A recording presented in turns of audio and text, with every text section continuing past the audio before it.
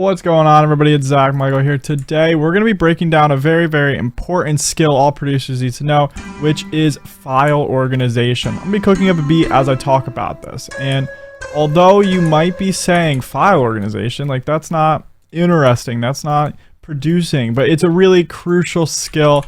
As someone who's gotten a lot of placements over the years, being organized can really make or break an opportunity, and the last thing you want is to kind of miss out on stuff because just of your lack of being prepared. You want to be ready for anything because you never really know what's going to come your way in this, so you got to be prepared. All right, and so let's just kind of break down how I organize stuff and also some other ways that my producer friends organize stuff, because there isn't really like a one size fits all. There's not necessarily one approach that's the right way, and if you do it any other way, it's wrong. But this is the ways that I know about. So first things first, I like to organize everything by the year. Now, I just do that just because it's like a nice big chunk of things. It makes it very easy, and it just can help with being organized. Like I can know what's more recent, I can know what's older, etc. So I just make a folder with the year. That's the first step. I'll do that. In that folder, the first thing I do at the start of the year is make a January folder, and I make folders for every month of the year. Now, I like to actually label them like 1 January, 2 February, etc., just so that way it stays organized throughout the entire year. But the exact way you would name the folders and stuff doesn't really matter. But in the folder, I will then make a subfolder, and that subfolder in the folder I call rendered. Now this is where I render all my completed beats, and by doing it that way, it makes it very convenient to know where all your finished tracks are.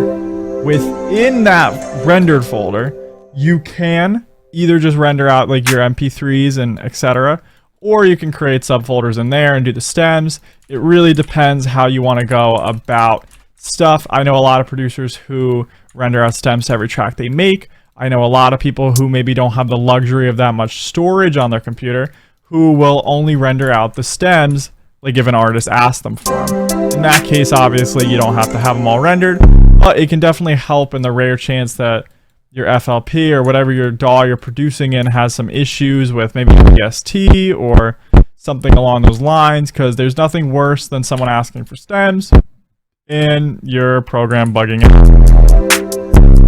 There are ways around that, of course. There's ways to, recover it most of the time. And I've had a couple scares with that, but thankfully, things have been pretty good since then. That was one of my very early producing experiences. But so in the folder, I'll have a render folder, and in there will be all the stems for stuff.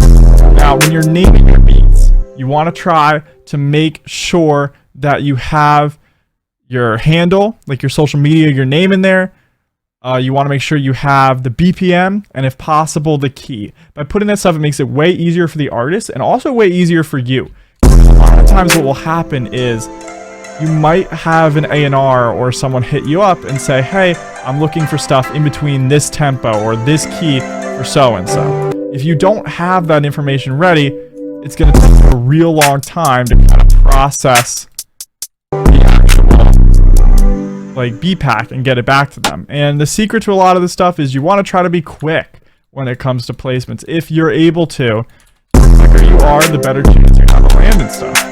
Just because no one wants to wait, and it's just about ease of access. And as a producer, if your goal is placements, you gotta keep it very convenient.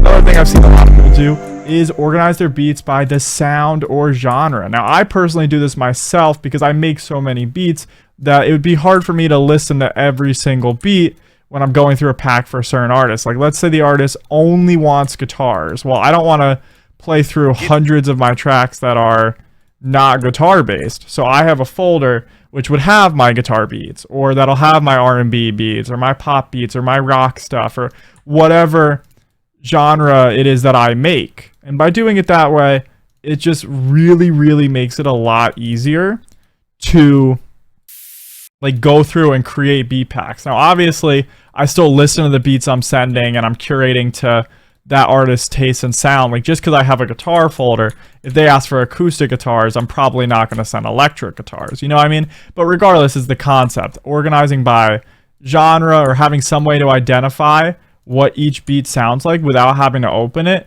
can dramatically save you time. And also is just super convenient from an organization standpoint, because you never know when you're going to be in that session with the artist that you've always wanted to work with, and there's a certain sound they're looking for. So you want to be prepared in that capacity as well.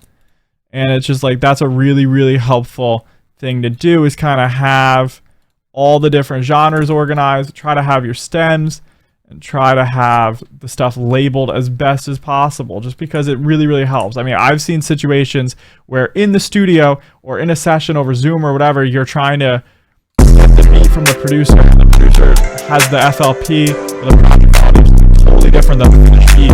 It's impossible for the artist to actually get the beat pulled up, because they need to go back in and change something, but they can't anymore because they don't know what FLP it is, etc. It's just like, it's kind of a nightmare. And when it comes to organization, you want to stay as convenient and as organized as possible, because it's very, very easy to miss out on opportunities if you're not prepared. So you want to try to stay organized, because no one else is going to get organized for you. So you have to take the initiative and do it yourself. It's one of the most crucial skills. And yeah, so that's just some organization tips. There's obviously a lot more that can go into it, but for me, I keep it really simple. I think people overcomplicate organization all the time. And for me, the ways that I would suggest doing it is just make a folder with the year, make individual folders for each month. In that folder, either separate every beat in its own subfolder, or have a rendered folder, have a separate area for different stuff. It's very convenient to be organized like that, and it just keeps you ready to go. And also, this is obviously very important, but if you can, back up your stuff, use a service or get a hard drive, etc. Try to have at least one backup, so if something happens to your main hard drive, you don't lose all your progress and all your music, because there's nothing worse than that.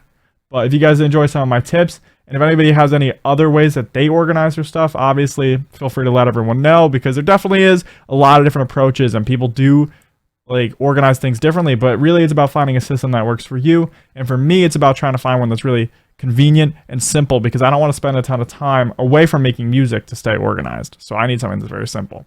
But yeah, hopefully you guys enjoy how I kind of organize my stuff. And there's obviously more nuance to it, but that's the basics. So thanks for watching. Head on over to elizabethrecords.net if you'd like to support me. You can purchase VST expansion banks, drum kits, loop kits, and MIDI kits that'll level up your production there.